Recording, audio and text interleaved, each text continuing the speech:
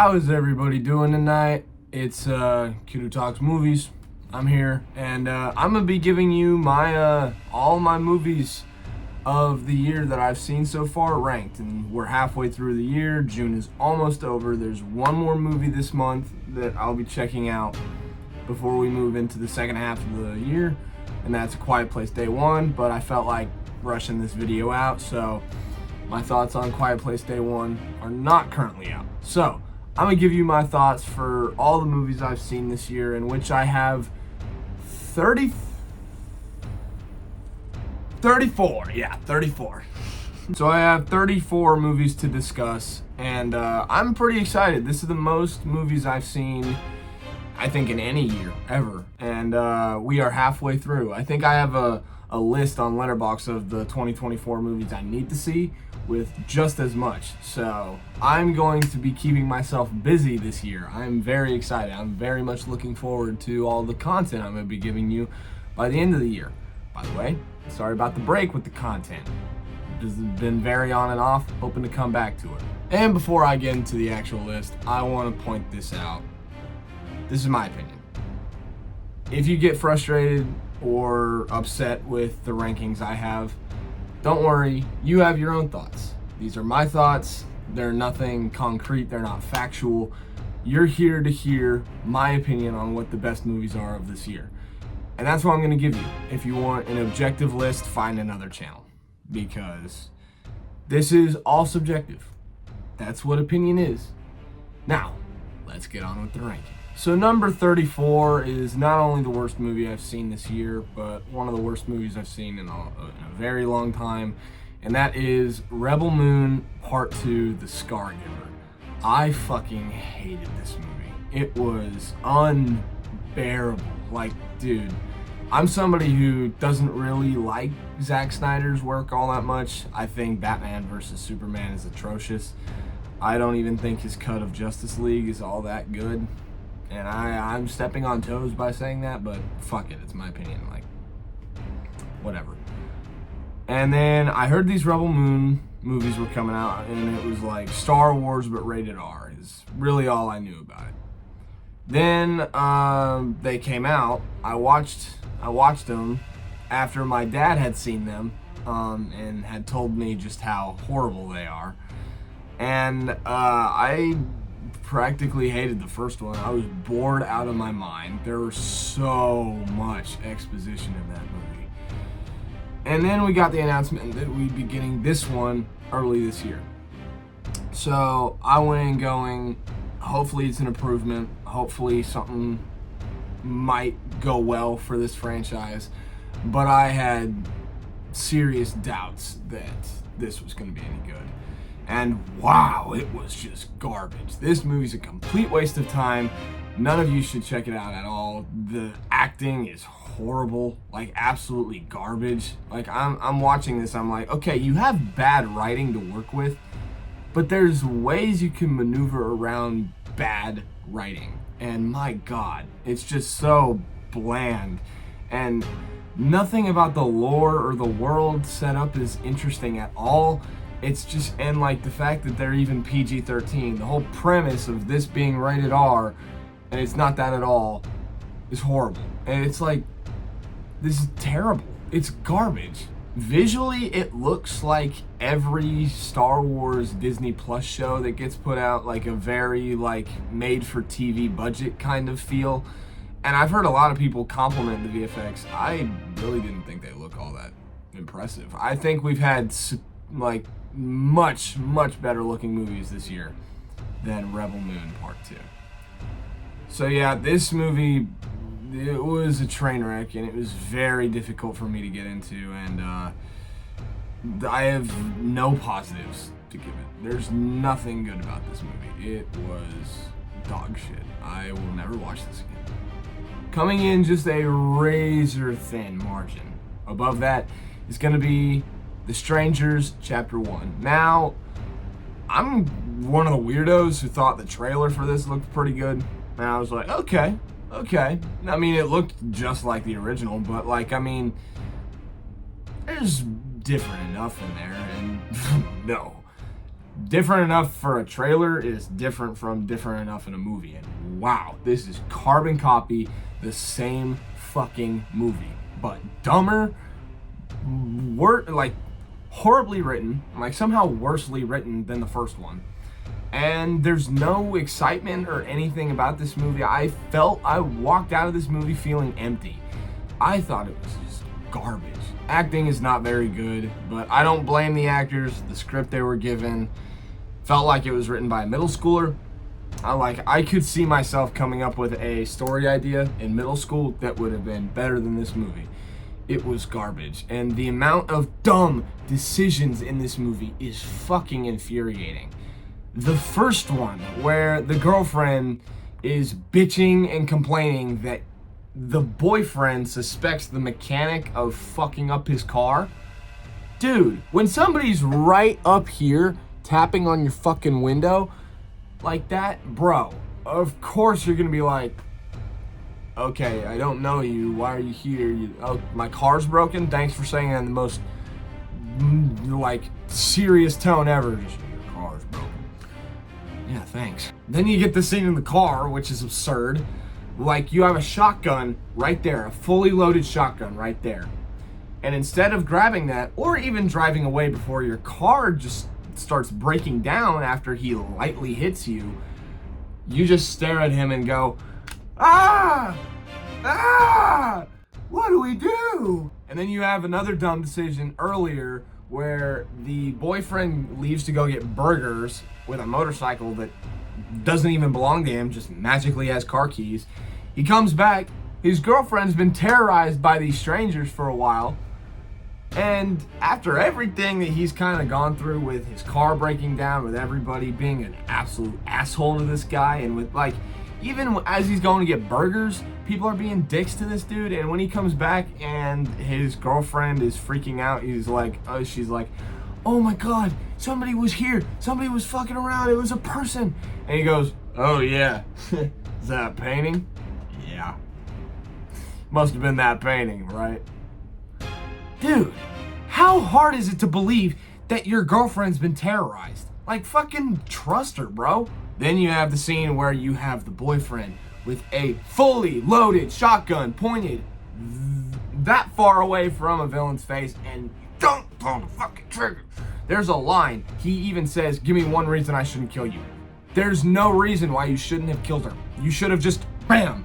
And I'll watch the other two just to see if there's something interesting, because this was kind of the shit pile they may have had to shove out, and I'm wondering if the other two are just slightly better, like 2 stars maybe. But this movie was fucking dreadful, and I will this movie just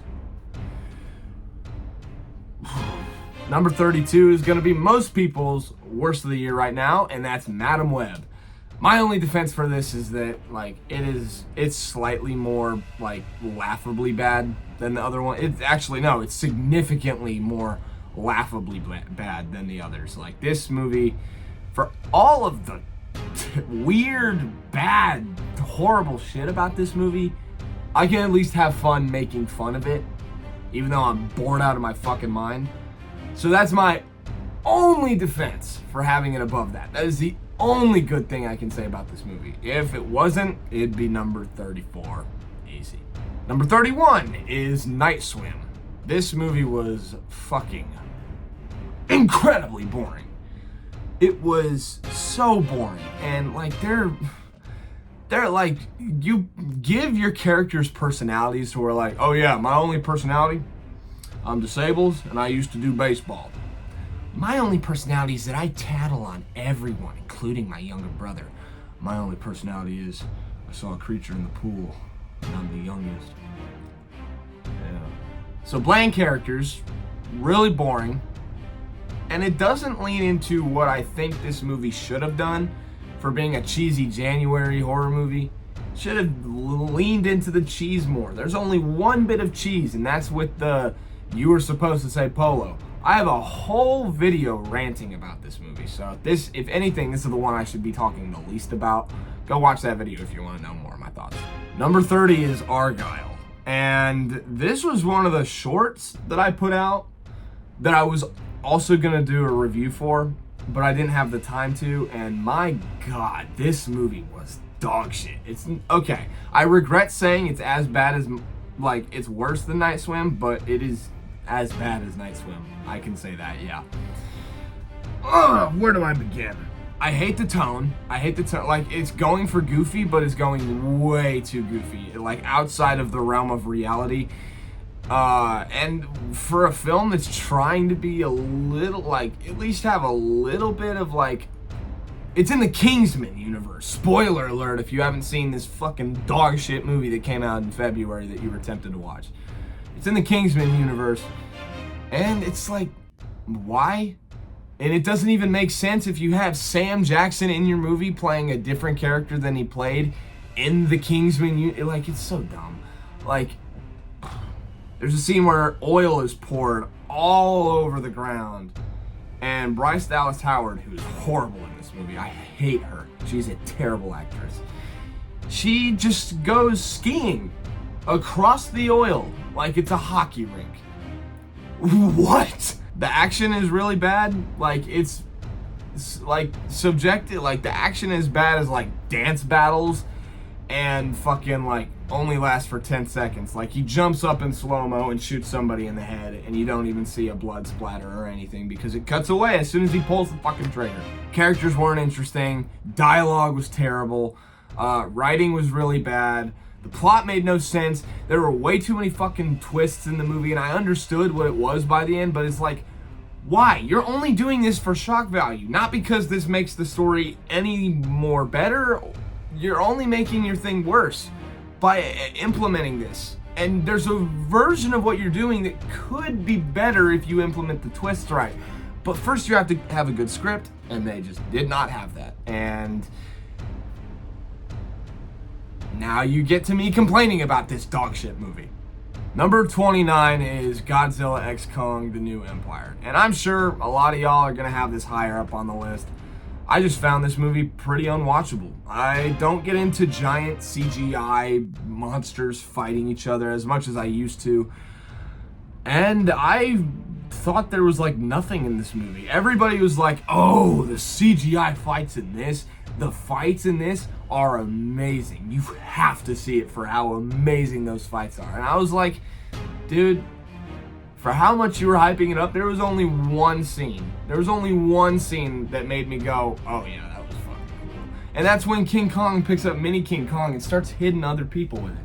That's it. The rest of the movie, pretty fucking bland. Human characters have never been something to compliment these movies about, and it's at its worst in this one. I feel like they put a lot more of a focus on them than they do in the regular movies. I feel like in the other movies, like Godzilla vs. Kong and Kong Skull Island, you're there following them because their story complements what's going on with the monsters.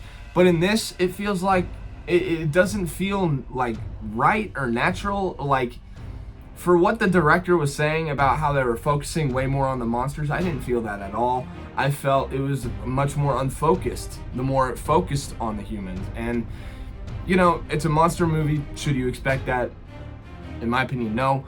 But at least they were serviceable in the previous movies, and this one I was just like, God, I cannot stand these people. Who said that Dan Stevens was good in this movie? I didn't think he was all that good in this. Brian Tyree Henry's doing his thing. He's not even that good. And fucking Rebecca Hall, she's there. Godzilla's just like doing his own thing, just sleeping and eating like nuclear plants in Antarctica and killing monsters just cause we don't really get any insight on that at all. It's just happening to complement what Kong's doing. Like, you could have taken Godzilla out of this movie. Not a lot of it would be changed. It would just be a little bit of a crazier third act, but I didn't even think it was that good. And Scar King, oh my God, don't get me started on that guy. That guy was not a Sigma like he thought he was. He is not Tyler Durden. That dude fucking sucked. Number 28 is gonna be a movie that I'm not sure a lot of you have checked out. And that's going to be The Stranger. Now, this has a very interesting development story. I only came across this because I was looking on Hulu one day and I was like, I wonder if there's a good movie that's come out this year that I could like check out and it could be a surprise or something. Then I saw what's her name? Micah Monroe. I saw Micah Monroe, and I just was thinking about this guy from Chronicle, the dude from Chronicle, Dane DeHaan. I saw them on the poster, and I was like, whoa, that would be sick. That would be awesome, just that. And when you watch it, it's really generic. It's really not that interesting. It's like you're struggling to find things to like about it. The performances are good. The writing, it's really bland, but the performances help it to make it look a little better. But the behind the scenes story about this movie is crazy. How I don't remember the name of the streaming service it went to, but it went on a streaming service as like a show.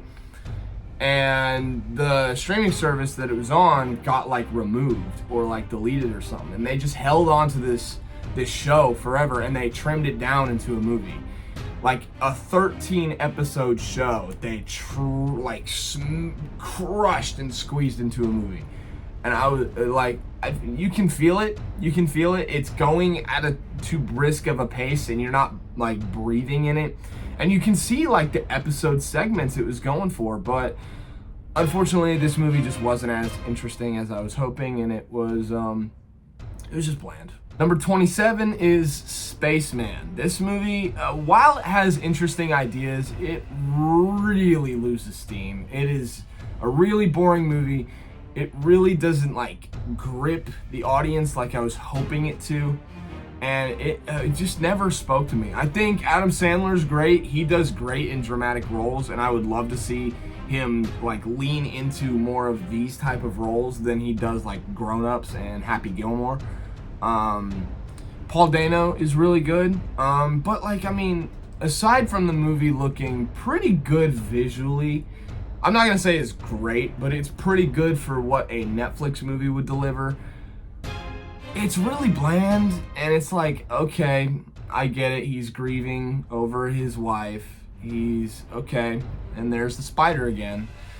It's just really a shame. I was a little bit more excited for this one once I heard that it was the guy from Chernobyl, and it's Adam Sandler and Paul Dano. It sounded like a great cast, cool little idea, sci-fi, great director, and it was just, it just didn't pay off for me. It was like, okay, that happened. I appreciate the ambition, but it felt really like stale. I didn't, it was like old potato chips you would find at the bottom of your pantry. You're like, oh, okay. I remember that, maybe. I don't remember, yeah. It's just a mediocre movie. I wouldn't recommend watching it. Unless you're really into Adam Sandler's dramatic movies, I wouldn't give this one a shot. Number 26 is going to be Miller's Girl. And I saw the trailer for this one, and I was like, that could be really interesting. That could be really cool. But just like the last couple movies I've been talking about, like, this movie really wasn't as interesting as I'd hope it'd be. It was really bland, stale, boring. A lot of the words that it was not as interesting as it had the potential to be, and that really frustrated me. Jenna Ortega's good. Martin Freeman's good, but Martin Freeman's accent really, like, I wasn't a big fan of the accent. I was like, okay, I guess, maybe, sure. But it didn't feel natural. It felt off. Like, it just didn't work for me. And then you have his buddy, the coach character. I kind of liked him. I liked the performance. I'm not sure I agreed with the character. Well, that's a bad word, but yeah, this movie just wasn't as interesting as I'd hope it'd be, and it was also kind of a letdown because the trailer made it look really good, and I was excited for it, and then it just, like, nobody talked about it, and then all of a sudden it was on streaming on Netflix. I was like, oh, let me check Letterboxd, see what everybody thinks about it, and it was like in the like high 1-star, 2-star, like people did not like it. I was like, oh, let's brace for impact. Number 25 is going to be The Watchers. Now, I think that this is a ambitious but flawed movie, and I think it's really interesting for like the first half, but it also loses steam and it does not get nearly as interesting as it started. Not nearly as interesting as the first trailer they put out for it. I thought the marketing for this movie was really good. And yeah, like Dakota Fanning, she's good in the movie, but like there's not a lot for her to like dive into character wise, and it really shows. There's not like a character you're like that character is awesome, let's root for them all the way to the end. There's nothing like that, and I was lacking that for sure. The movie does have some really intense moments, but it also fizzles out. Like a really, really stupid character decision happens bordering the first act to the second act, and I was like, are you kidding me? With the established lore of what's going on, you decided to run out and save that dude? Really now? You fell for that? That is completely on you, and that is dumb as fuck. There's also a moment in the film where there's this woman who's been in, well, there's a lot that I can't really talk about because it complicates things getting into the end and the twists and like the reveals, but essentially you have this woman who's been in here for like, I think 8 months. I think they said 8 months. And they didn't think at all to just slightly nudge the carpet or like move the carpet at all, and all of a sudden, whoa, there's a trap door that leads to a bunker all the way down beneath everything that gives you all the exposition you need on these things. What? Just that character in general, the old woman, the fact that she knew everything about the creatures and was just like, get in here. Here are the rules. Don't go out at night. Don't do this. Always look at them. Don't turn around. Like stuff like that. I'm like, okay, but how do you know that? Like, how do you know not to go out at night and not to go out in their little bunker holes? How do you know? Like, did somebody hand you a fucking rule book? Are there more rules that you're missing? Like, is there something you're forgetting? Did you, like, there's a lot of frustrating parts of this movie. In the third act, not a big fan of the third act at all. The direction that went.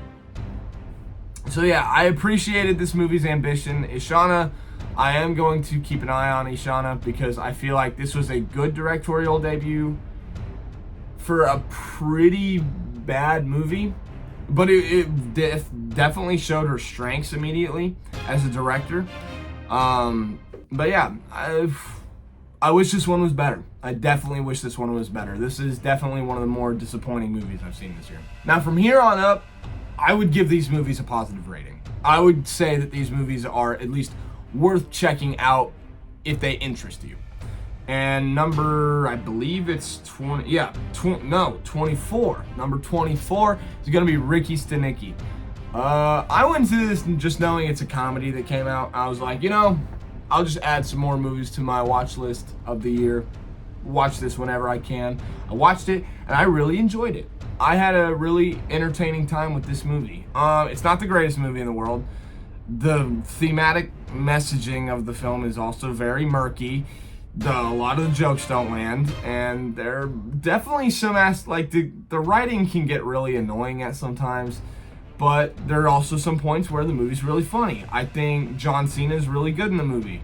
I think that the little ensemble of friends that they have work really well for the movie, and I believe the ensemble of friends that they have and this fictional character they came up with named Ricky Stenicki. I didn't think Zac Efron was that great in the movie, and that's disappointing after getting him in the Iron Claw, in which he was my favorite performance of last year. But yeah, it was alright. It was a decent enough comedy, and I recommend checking it out if you haven't. It's alright. Yeah, it's alright. Number 23 is gonna be Lisa Frankenstein. This movie is a lot of style, and if you ask me, it's more style over substance, but I feel like more people who watch this are going to get it and enjoy it. For me, it's just another, like, it's a movie for middle school girls I've seen before. In which, yeah, the characters might be different. Yeah, there might be a little more going on. Yeah, there might be one particular scene that makes me go, whoa, that was fucking cool. But other than that, like, I feel like I've seen this movie before. I feel like this is something that was like, I feel like it was kind of destined to be like that mid horror movie that you'd see in February and you'd like have in the back of your mind throughout, like, oh yeah, that did happen. Man. Like, for me, it has nothing that really just, like, pops and makes me think about this continuously like I do, like, the best movies of this year. It has nothing really like that makes me go, yeah, that's going to be one of the experiences of 2024 I remember forever. I don't think of it like that. I think it's quite mid, if you ask me. But I like it. I still like it. I just don't think it's the best. Number 22 is going to be The First Omen. And a lot of people really, really like this movie. For me, I don't know. I have no real defense with this one. This was my first, like, no pun intended, this is the first Omen movie I have seen. And I have thoughts. Really rated R. There's a scene near the middle of, well, beginning middle, where hand, that's all I'll say. Hand, I was like, okay, all right. I wasn't really a big fan of how bleak this movie was, and it definitely impacts rewatch value. But by the end of the movie, it made me want to check out the Omen movies, and I feel like that's what its job was supposed to do. There's a couple of like minor things that made me go, I don't know about that. And it's rather forgettable if you ask me. Like, I can't remember a lot of the characters. I know one guy, like, I know like three side characters. No, three of the characters. You have the lead, you have the girl who they think is the, like the devil thing, the omen thing, whatever, I can't think. But, and then you have the guy who, the car guy. That's all I'll say about him. There's also a twist in this movie that's supposed to make you go, oh, that's what's been going on? It's not that, but it's that? Oh, and I was just like, yeah, I always kind of assumed that was going to be there. Really? Okay, let's see what else you got. That's a pretty strong third act, and I do want to check out the other Omen movies, so it's good. I feel like a lot more people like it more than I do, and I'm not saying this movie's horrible. All of you should give it a chance. I thought it was good. A lot of people think it's great, so y'all will probably like it more than I did. I'm just I don't know. It just didn't work as well as the other ones on this list have. Number 21. This one's gonna get me in trouble. Fall Guy. Fall Guy. Listen, this movie is not for me. I saw the trailer for this and I was like, that movie can only be a B+. That movie can only be a B+. There's nothing spectacular about that I have not seen before. It's just a basic rom-com action thing. And to give it credit, it's got really cool stunts. It's got really cool like stunt men culture and a like kind of a love letter to that in a sense, but I thought the action subplot was horrible. Thought the villainous subplots were horrible. One of the characters especially was like really, really annoying. One of the villains, the female villain, I really did not like her. I thought Ryan Gosling and Emily Blunt were really good, but their writing wasn't funny. The writing was not funny, and you could tell they're like busting their asses to try to make it as funny as they can, but it still just doesn't come across as funny. Aaron Taylor Johnson was my favorite in this movie. I thought he owned everything he was supposed to do, and like I thought everything he was doing was like exactly what you would like have somebody to do for that, and he did significantly better than I think they could have gotten anybody else to do, because he just does that douchebag attitude really well. I think the third act went on too long. I was like, yeah, you could have ended the movie 30 minutes ago. Why did we have to stretch this out to get a longer action sequence that would lead into something else that we don't really need? I mean, it's there, but I didn't think the action was that good in this movie either, so that's another thing. A lot of people seem to love this movie. I'm just not one of them. If you thought that was bad, get ready for number 20. Number 20 is Kingdom of the Planet of the Apes. I know you guys love this movie, but hear me out. As somebody who was super excited about getting like the retrospective of getting a new Planet of the Apes movie after loving the last three was awesome to me. I was like, yes, let's continue this. I watched it, and I really thought it was mid. Like, I really don't understand. Like, I saw this movie twice. I saw it twice. This is one of the only movies on this list that I've seen twice. I was like, I really don't see what everybody loves. Maybe I'll watch it again and get, like, a better, like, output on it. And I didn't. While it was better on second watch, it wasn't significantly better.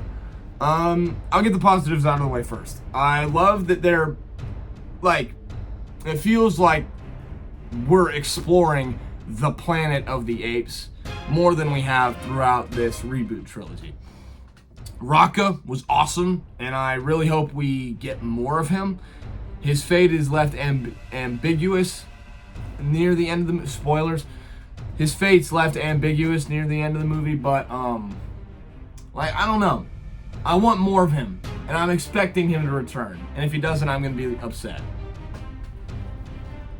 Visual effects looked stunning, like absolutely gorgeous, and I would not be surprised if it gets not like a nomination for the Oscars for best visual effects, because I think it absolutely deserves it.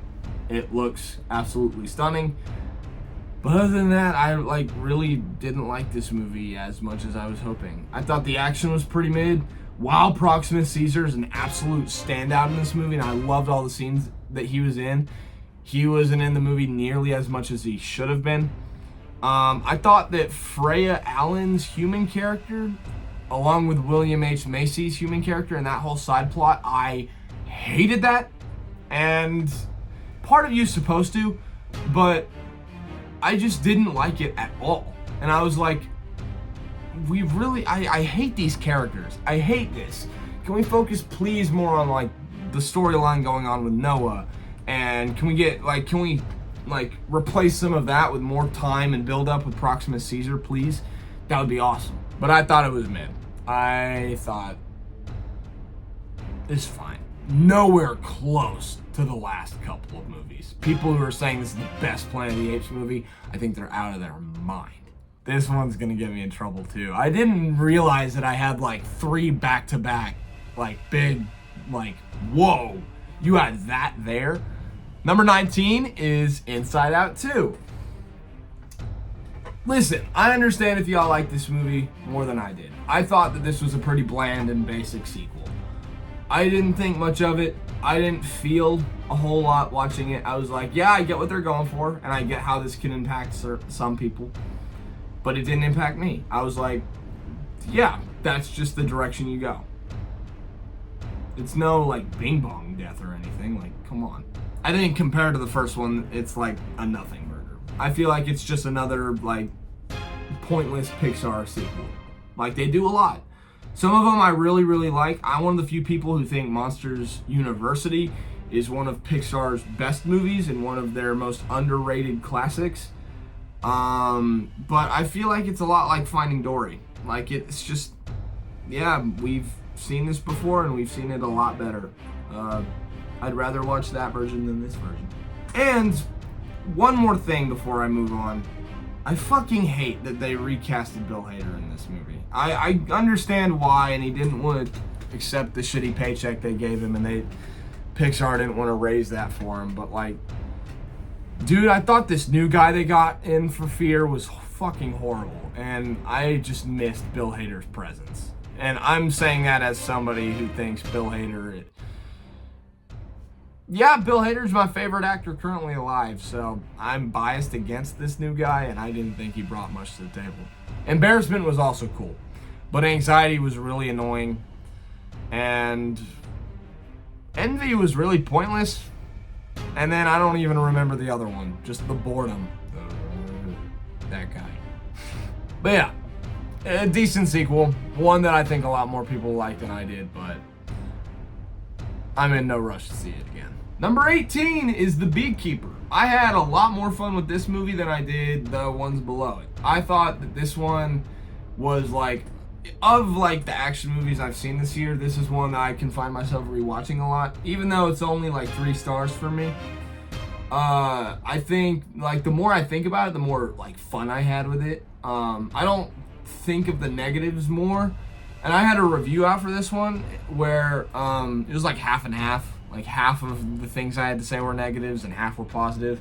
But now I'm like, okay, I'm more like 60%, 40% with this one. Jason Statham's great. The action is awesome. Some of the characters don't work. A lot of the writing doesn't work. But if you're in for a really fun, like cheesy throwback action movie, Beekeeper is great and you should check it out. I think it's a lot of fun. So yeah, if my opinion means anything to y'all, check out The Beekeeper. It's pretty cool.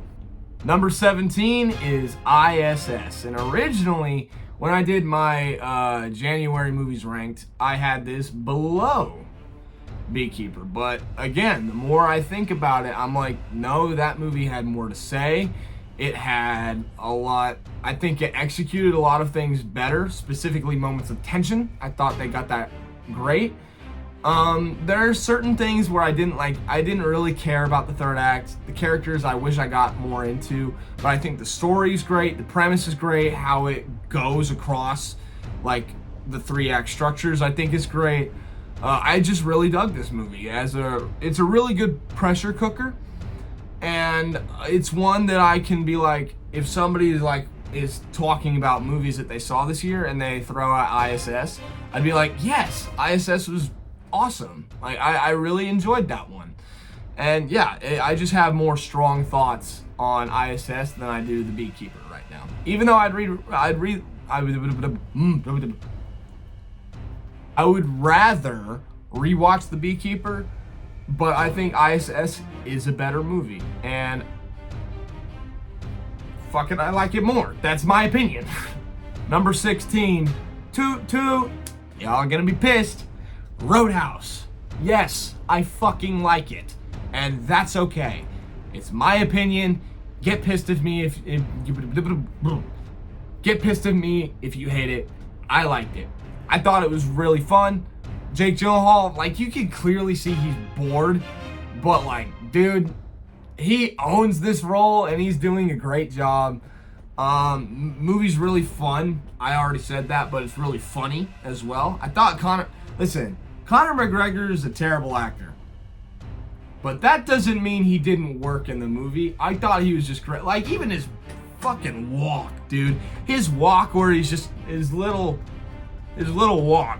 That had charm to it. I don't care if you thought it was horrible. I don't care if you think his acting is bad. You can't tell me that he didn't fit the movie he was in, because he clearly did. I like this more than the original Roadhouse, and that's coming from somebody who doesn't like the original Roadhouse all that much. A lot of the stuff doesn't work. It gets too crazy in the third act. A lot of the cop storyline didn't really work, especially with the daughter who's in love with Elwood Dalton. A lot of that didn't work, but it's a really fun movie, and fuck it, I like it. I give it a good rating, and I don't hate it. Sue me. Gonna have to turn this fan on. I need some more air in here. I'm starting to sweat because I'm getting heated. Number 15 is The Bike Riders. This is the most recent watch on this list, and I thought it was good, but I was never expecting it to be great. I was hoping, but I wasn't expecting, and then what I got, I was like, that landed right where I expected. Characters I didn't get into as much as I wanted, which was a letdown, but I think the movie is really charming. Charming in a weird way. It has this weird just biker culture to it that I'm like, you know what? That fucking works for me, and that draws me in and makes me want to learn more. Performances are great. Austin Butler, dude. Like, I was like, when I was watching the trailer, I was like, is he just going to be that talented throughout the whole movie? And he is most of it. But, like, there's some scenes where Austin Butler's, like, giving it his all. And I'm like, my God, dude. This guy is, like, really excellent talent. And I can't wait to see him in more stuff. Tom Hardy's great. You know, like, as always, he's born to play these characters, and he does such a great job. Jodie Comer's really good. A lot of really fun side characters. But I think the story that they're telling, the audience is not as, like, it doesn't feel it as much as the characters do. So when the characters, like, start, like, when fates start starting to happen and stuff like that happens, you don't feel it like the characters do, and there's a disconnect. There's a clear disconnect, and I was like, I wish I, like, felt this, because if I did, this would go up to, like, 4 stars. But as of now, it's 3 stars, because a lot of it I was just like, okay, it's happening, you feel sad. I understand why you feel sad, but I do not feel sad. Moving on. It was like that through a lot of the movie, and I don't know. It was good, but was not great. Number 14 is going to be The Idea of You, and I think that this is clearly a passion project by Anne Hathaway. I think she not only did amazing in the movie, but clearly put in a lot of effort into her performance. She was just fantastic, and it really impressed me. A lot of the themes it was going into is very polarizing subject matter to go into, about, like, cougars and overage dating and all that, and I thought it really made a statement. And it like, the movie does a great job of making you believe in their romance, believe in them, like, believe in the idea of them. And then when stuff, like, doesn't seem to work out, it's like, but man, like, I really actually do care for him. Yes, it's kind of the cheesy romance of the year, but I think that this has significantly better, like, moments and scenes and parts in it that I'm like, I feel this. The writing in this is really, really strong, and I feel this because the performances are so good, and it really paid off for me. I really, really enjoyed this movie, and I wish more people would check it out, because, like, my first impression of it was, okay, generic romance of the year. We'll watch it just cause we need to get some more on the list. And no, I think that it has a lot more to say than one would expect. I did not know it was based off a book, too, so that's part of why it's also probably better than most cheesy romances, because it has subject matter to base off of that is critically acclaimed. So I thought this movie was really good, and I think everybody should check it out if they haven't, because I think that like, regardless of what you take away from it, because a lot of people will take something away, like, differently away from it, I think everybody will still, like, feel that same sense of hope, but, like, you have to let this go kind of thing. It made me believe in the idea of them, and I just love, I really enjoyed this movie. I loved what it was doing. Number 13 is Hitman. This is a really fun movie. Glenn Powell is just amazing in this movie, playing all sorts of different people. It's a very sexy movie. It's really good. There's some characters in it where I'm like, I don't think I like them.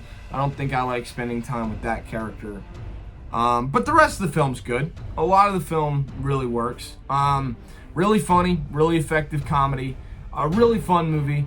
Very sexy. Like, yeah, I'm just repeating points at this point. It's creative. It's definitely, like, different and interesting in, like, in a way that you haven't seen most Hitman stories told. Like, you'll be like, oh, that's a clever twist on that. Okay. And then, like, third act gets smart, and you're like, that's cool. I like what you did there. The messaging is all over the place, and like where things get laid off, and it's like, what, that was really dark what just happened there. But I mean, okay, the tone is okay, I'm still down for it. I had a great time with this one. This was a fun one. Number 12. Talk about surprises of the year. I expected this movie to be dog shit, and I thought it was amazing. And a lot of people seem to hate this one, but fuck it, I like it. Mean Girls! I thought this movie was fucking incredible. I went into this knowing that it was going to be a musical because I always knew. I knew that Mean Girls was a musical before I knew it was a movie. So I kind of went into the remake going, of course it's going to be a musical. Like, that's what Mean Girls is. And then I saw it thinking it was going to be horrible because the marketing they did for it was really, really bad. I didn't expect a lot. Reviews were really poor on this movie. And I watched it and I was really impressed with everything it was able to do. It captured high school really, really well. It had a lot to say about like mental health and friendships and like stress and anxiety and what happens when you have like anxiety and how that leads into stress. That's fucking wild. Like, we're in a year where I think Mean Girls is better than Bike Riders, Kingdom of the Planet of the Apes, and Inside Out 2. That's fucking insane. Some of the characters are a little annoying. Just the side characters. Not even, like, just minor characters, like the mousy girl. I thought she was really stupid and really dumb. Even though she's supposed to be dumb on purpose, I thought she was just too much. But fuck it, I like this movie. You know, I thought the girl who played Regina George was fucking awesome in this movie. And John Hamm is fun for like the 5 minutes he's in there. I just want to bring that up because John Hamm. But yeah, easily the biggest surprise of the year for me. I was expecting this movie to be gutter trash, and I was like, wow. All of you need to check that movie out. That was fucking awesome. And fuck it, I like it. This is another one that everybody's shitting on. But fuck it, I liked it. What else were you expecting from a musical remake of the original movie? It's good. See what's good rather than looking for bad things that you don't like. It pisses me off. This movie's a good movie. Stop falling into the internet pitfalls of being a bitch. Number 11 is gonna be like, it's still like, it's a very conflicting movie for me. And that is I Saw the TV Glow. I think purely based on directing, writing, acting, just general filmmaking, this is one of the best made movies I've seen this year. A24 does a really good job of having movies with a really, really good message that you can take away from. What I got from this movie is how TV and movies like kind of like what we get out of them and like how we perceive of them and what happens if we take things too far or our belief systems start to be coded by these pieces of fiction that we've all been inspired by and loved. And I love that. I felt that throughout the whole movie, but this movie's fucking weird. Not a lot of it works for me, like the weirdness of it, but there's so much to appreciate, and I'm like, dude, the guy, I don't remember his name, but he was just in Dungeons and Dragons and he was the lead in this movie. He's fucking incredible in this movie. There's a scene in the end where he's like, I'm not gonna go into specifics, but he has to like really showcase his acting talent, and he just fucking owns it. Like, he was great. I bought their friendship, the two main characters, I bought their friendship a lot, and a lot of times I was expecting this movie to go one way, and it went completely the other direction. I was like, I love the unpredictable nature of this movie. I love it. But a lot of it just does not work for me. I'm like, what is going on? So wait, that happened, and that happened, but what does that mean? Okay, so that's what that means. But well, then what does that mean? Like, there's practically no plot to this movie, and while that's not an issue sometimes, it's not an issue, like, usually that's not even an issue ever, I just found a severe lack of story in this movie, and I was like, just give me a little more. Just give me a little more conflict. That's what I need. That conflict. That is the perfect word. I needed more conflict in this movie. More of something to be like, okay, I see what's really going on here. And while sometimes it's better, like, if it's left ambiguous, I'm like, okay, so a lot's happening, but I don't really understand it like I should. And a lot of people love this movie. I recommend everybody give this movie a chance if you haven't. I loved a lot of this movie. I loved a lot of what this movie was doing. I just wish that I could... this is a movie I want to rewatch. So then I can, like, see and understand a little bit better than I did the first time. Because a lot of it is just like, well, that happened. What does that mean? Now we're in the top 10. I think starting at number 9. After number 10, these are all 4 stars and higher. So, yeah, let's get on to number 10. Number 10 is Abigail. I had a really good time with this movie, and I wasn't expecting to like it as much as everybody else, but I was watching it, I was like, no, this movie's really, really good. I'm glad I watched this. Really good ensemble cast. Like, that's one of the things, that's like the major thing they nailed. Casting, whoever was in charge of that, they did a fantastic job. Really good set design and just trapping you in this environment that's really tense. I loved, like, one of the things I was really worried about in the trailer is how far they would lean into the comedy. I was like, please don't make this all comedy. Please, please, please.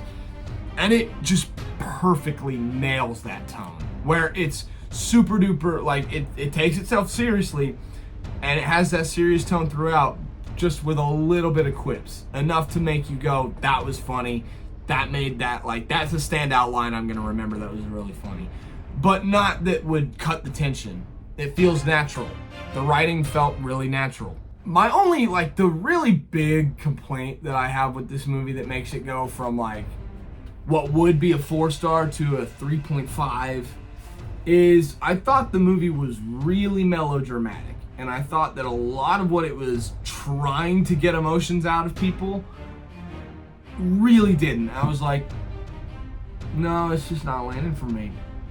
It's just not landing for me. I'm sorry. It's just not. Dan Stevens was my favorite in this movie. And for everybody who was saying he was incredible in Godzilla vs. Kong and the amount of shit that I gave people for saying that, to then see Abigail and be like, dude, watch Abigail. Dude, he's so much better in that than he is in Godzilla. Like, dude. And I don't blame him for Godzilla. He had horrible writing in Godzilla. And in this, he had really good writing, and he just stole the show. It was just amazing. Great movie. Recommend all of you check it out if you're into horror whatsoever. You're going to be really surprised with this one. Now, top 9. These are all 4 stars and up. So, not a lot to say negative on these next couple ones. Number 9 is going to be one of the most recent ones I've seen on this list, and one of the ones I was most excited to check out is The Last Stop in Yuma County. Last Stop in Yuma County is the Bad Times of the El Royale of this year, where you have a bottle film. A bottle film that's really intriguing, really, really good concept, and a really great ensemble cast. A really great concept of just this last gas station for 100 miles, and they've run out of gas and fuel. And they're waiting on a fuel truck to come in and load them up. And as more people enter this diner, it gets more packed and crowded, more things start to get revealed about some of the characters, and they're like, we have to deal with this. A lot of the themes it was going for really worked for me. A lot of the performances were really good. There was only one that was it was Richard Brake's partner, who I didn't really like so much in the movie. Richard Brake was awesome in this movie. A lot of the needle drops was great. I love the setting and the tone and just the atmosphere and feel of this movie. I love that, how it's unpredictable as you go along. You're just like, okay, what's gonna happen? What's gonna happen? I know 2 and 2 are gonna connect, but how? Okay, oh, that's how we leave. Wow, that's awesome. And the ending of this film, it's just a great, like, beginning and end. Like, it just completely closes things together, and you're like, that really worked. Even though it's grim as fuck, it really worked. And like, it's kind of like Hitman in that way. It's really, really dark stuff, but it's in a tone that's like still like happy and jovial and like fun, and it just works for me. So yeah, and as somebody who loves independent filmmaking and films, I loved this movie, and this was one I was very excited to check out, and I have no regrets buying it. I'm very excited to check this out again. Number 8, another surprise of the year. I was expecting to hate this movie, and that is In a Violent Nature. I loved this movie. I was just like, this really works for me. This experiment pays off for me. While a lot of people went into it thinking it was going to be really scary, I kind of knew it wouldn't be as tense, knowing it was coming from the perspective of the killer. I thought this movie was fucking hilarious. I thought this movie was so funny. Whether it's just simple things like finding a way to open doors or finding a way to break through glass, and seeing the ways this killer does it is great. The killer himself, Johnny, is awesome, and I loved following him, and I loved the hints of the backstory you'd get with him and like all that stuff. I thought that was great. The kills are really, really good in this movie, especially one near the middle of it involving yoga. That's all I'll say about that one, but that one was really fun. I really felt really good about the ending of this movie. There's a stretch like leading up to the very end after something happens where you're in like a car and you're just driving for a very long time. That's my one big negative with this movie, and the fact that it's not saying nearly as much as the other ones are, and not on the grand scope and scale as the other ones are. But damn, I just loved this. I love this movie. I saw this one with my brother, and we just had a great time, and I was laughing my ass off. I had a great time with this one. This is one of the biggest surprises of the year for me, for sure. I was expecting to hate it, and I liked it a lot more than I thought I would. Number 7 is one of the most underrated movies of the year, and that is Tuesday.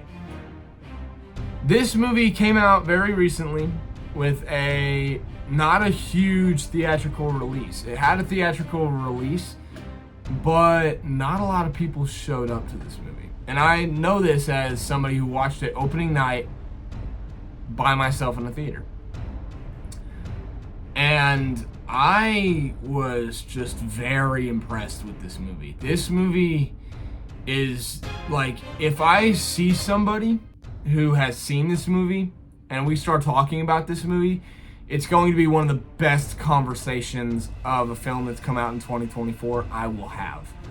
It makes for an amazing conversation starter. The themes in this movie are really, really deep, and it's really like, it makes you think. It makes you think a lot.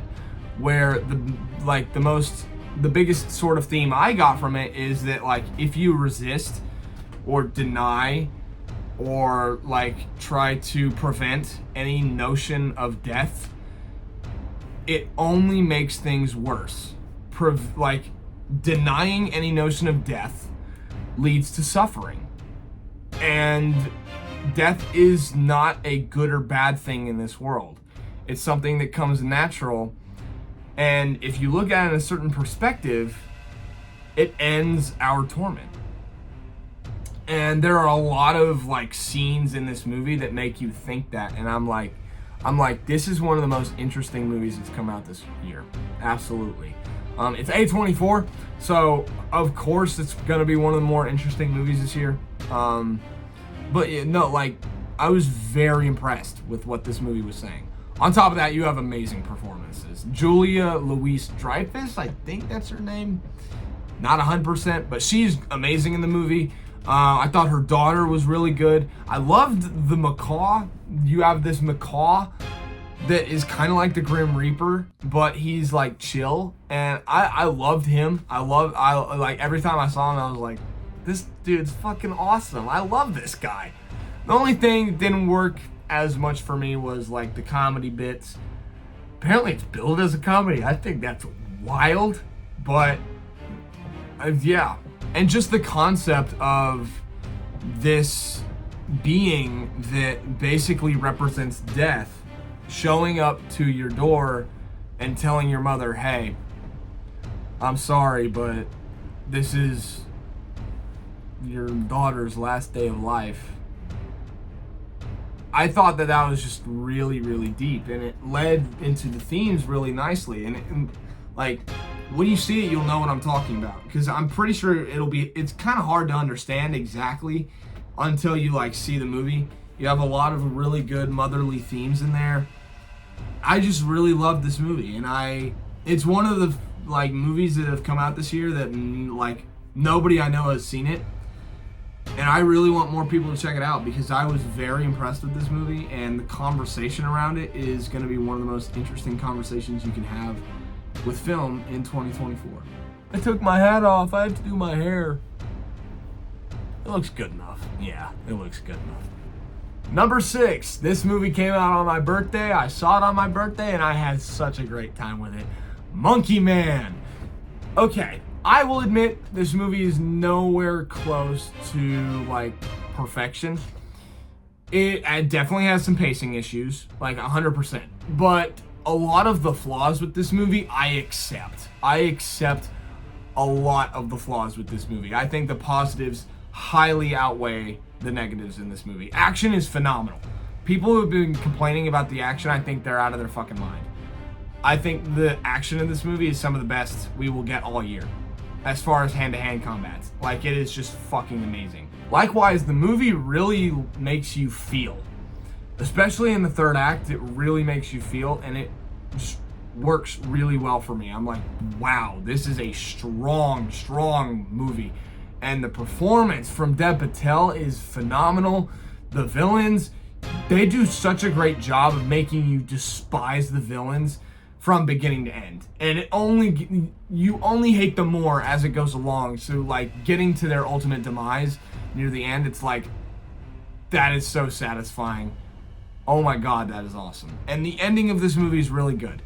Really, really strong movie. The things that I like about this movie highly outweigh the things I don't really care for as much. So I think it's a little underrated. I think it's actually very underrated. I think people like are like, I've seen a lot of people say it's mid. I just don't really understand. Like, I like this movie more than John Wick. I like it more than John Wick.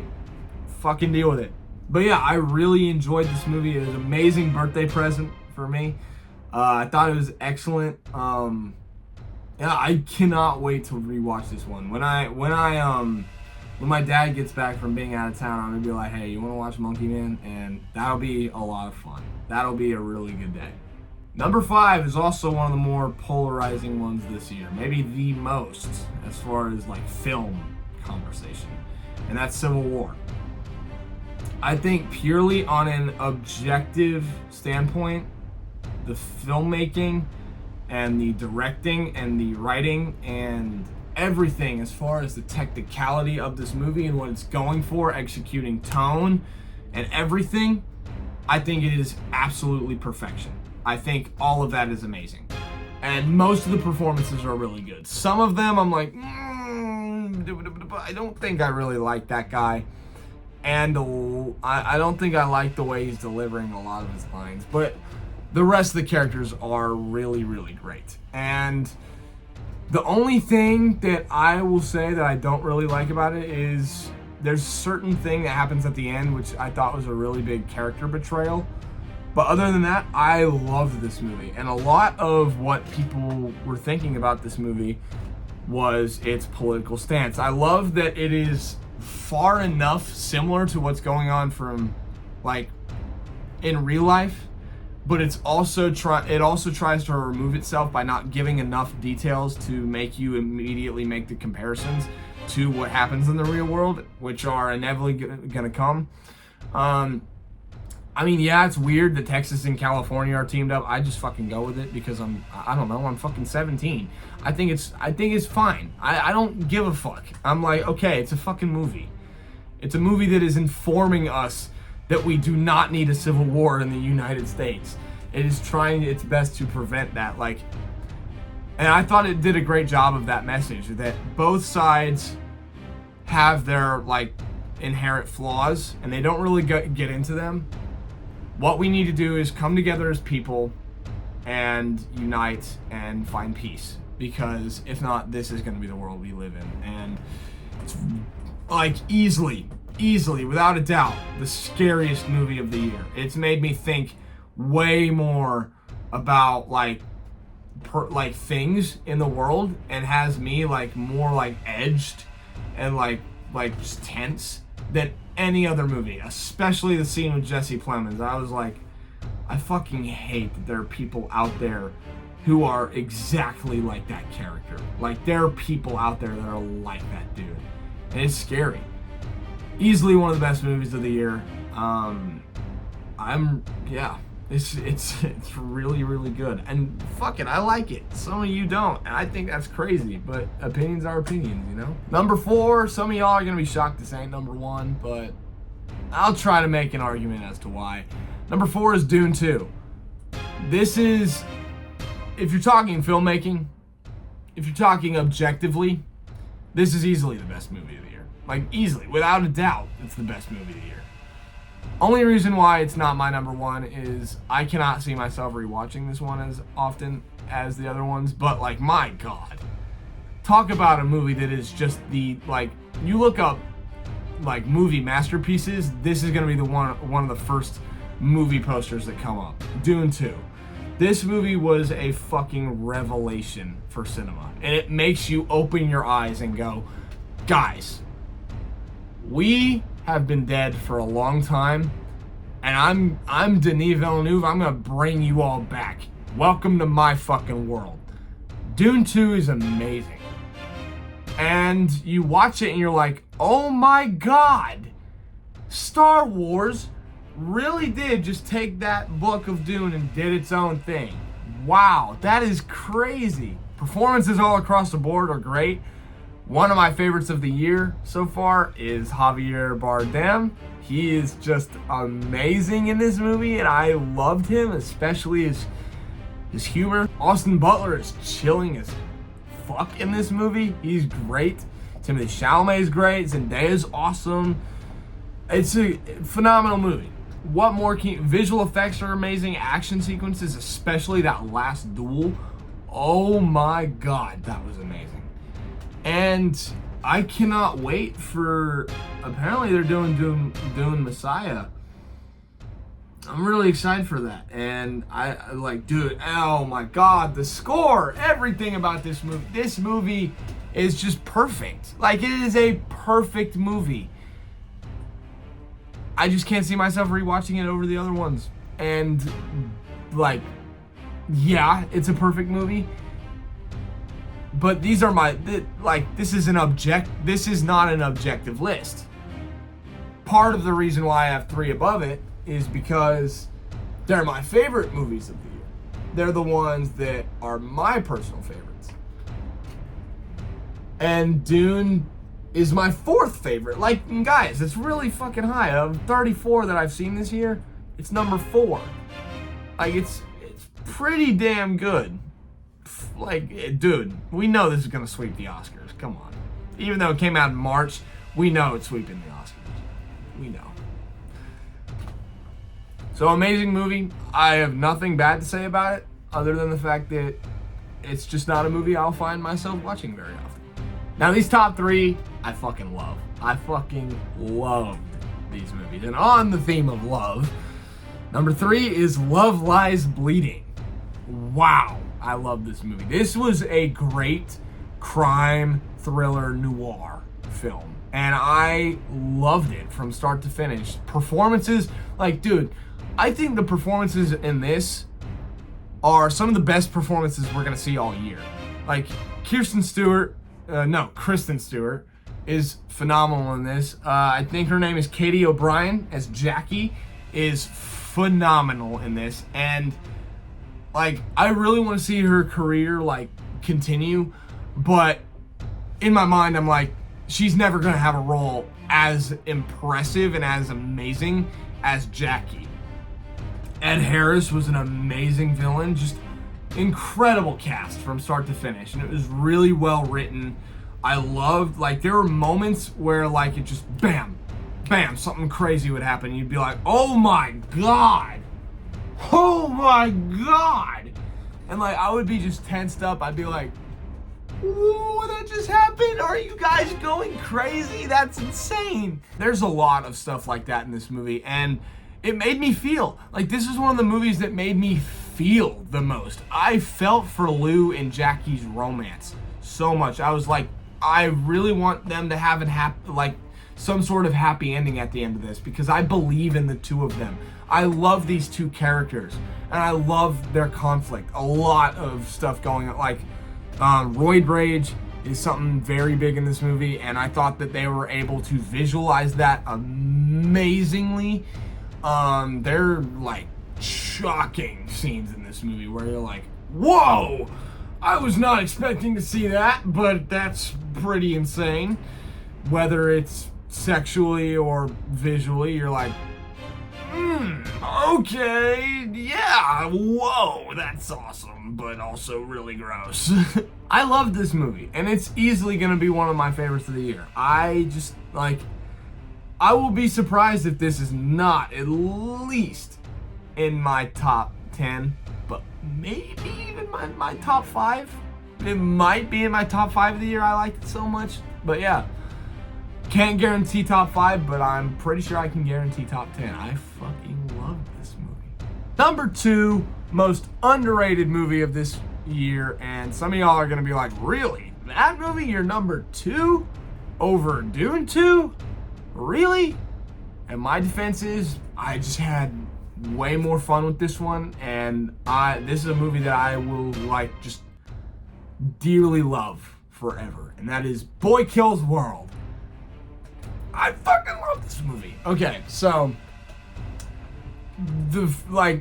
I had no idea this movie existed until I saw a still image on a YouTube Shorts of Bill Skarsgård, and he is ripped as fuck. And I was like, whatever movie that is, I want to check it out. And then I heard Deaf and Mute Assassin, and I was like, oh, this is gonna be like a really cool action drama. Oh, this is gonna be sick. Then the trailer came out, I was like, oh, that's not a drama at all. That's a, like, full-blown comedy with where he's deaf, but he's got the guy from Bob's Burgers voicing him. Like, dude, that's so weird, but I love that. I love the ensemble. Like, some of my favorite characters of the year. Like, Andrew Koji is in this movie, and he's fucking awesome. I was introduced to him in Bullet Train, which was really not the best introduction to him, because he's one of the, like, with characters that are so, like, big and, like, pop off the screen, he's one of the dullest in that movie. In this one, he really pops off the screen and he really shines. Bill Skarsgård is phenomenal. Bob from Bob's Burgers is phenomenal. The movie is fucking hilarious. There's so many points in the movie where I was in a crowd where, like, they were really loud and they were having a really good, like, time with this, and all the jokes landed for him. And there was a point in the movie where I started crying with laughter. I was like, dude, I can't believe this. This is insane. Oh. And of the 4 movies I was really excited to check out in April, Boy Kills World was the one that was most likely to disappoint me. I was like, oh, I really hope that one doesn't, like, suck, because I'm really, really excited for that one. And I was the one I liked the most. And, like, dude, I loved that. Amazing action. Like, I was talking about Monkey Man's action. This one might be a little better than Monkey Man's action. Like, it is fucking awesome. I love this movie. The style of it is so weird and it works for me. And, like, okay, there's some shots that you can take at this movie, like flaws that some people may have with it. To me, all the flaws that I see in the movie, I accept. I think that they're all, like, I can still go along with the movie completely fine, and, like, that doesn't hurt my experience of the movie. I just fucking love this movie. And it's so, like, oh my god. It's hilarious. There's a scene where it's like player 1, player 2. And it, like, goes into, like, some Mortal Kombat fighting, and there's some some narration there that's hilarious. Charlton Copley has a hilarious standout scene that is just amazing with his character. I thought that was awesome. Really good twists and turns in this movie as well. And like in the third act, like near the like final battle and like near the end of the movie, I was like, fuck. Like I actually like kind of feel for these guys, and this is like really fucking dark. But like, wow, like I was not expecting to feel like as much emotion as I did in this movie too. Like, damn, this was awesome. Literally, I think this movie is so much fun, and I wish there was more people like me who just like, who I could talk to and who could agree with the stuff. But hey, that's the difference of film. Some people see just complete nonsense, which I'm sure a lot of people do see nonsense with this movie. To me, I fucking loved it, and I have little to nothing bad to say about it. I didn't say anything bad about it, actually. So yeah, for me, it's as perfect as that movie could be. And it's my number 2. But coming in at number 1, which was my most anticipated movie of the year, which I am so happy to report to you that it is awesome. And that is Furiosa, a Mad Max saga. This movie fucking rocked. Everything about it was amazing. I loved the world building in this movie and how it built upon the lore established in Mad Max Fury Road. I loved that. I loved Furiosa. Anya Taylor-Joy's Furiosa and the other girl who plays her were great. Chris Hemsworth was fucking amazing in this movie. Like, easily his best performance. Easily. Previous to this, my favorite that he did was Bad Times at the El Royale. And I think that this is clearly the best performance of his career, and it proves that he is a phenomenal character actor. Immortan Joe was fucking awesome in this movie. He had some of my favorite scenes in the movie. Rictus Erectus was great. Praetorian Jack was fucking awesome. I loved that dude. Like, I want to go as Halloween as Praetorian Jack, dude. That's sick. Amazing writing, especially this scene, like the final confrontation scene between Anya Taylor-Joy and Chris Hemsworth's Furiosa and Dementis. That final scene, I was like, oh my god, the writing for this is incredible. And this leads so well into Fury Road. Like, this is just phenomenal stuff. I love this. The action is like, okay, for how awesome the hand-to-hand fights are in Monkey Man and Boy Kills World, Furiosa is a different kind of action, and it's vehicular action. And of any action this year that we've gotten, this is by a landslide the best. I fucking, like, dude, it is insane the stuff they are able to do in this movie. Even the stupid fucking War Boys. Like, the War Boys, I fucking love them, but they are idiots.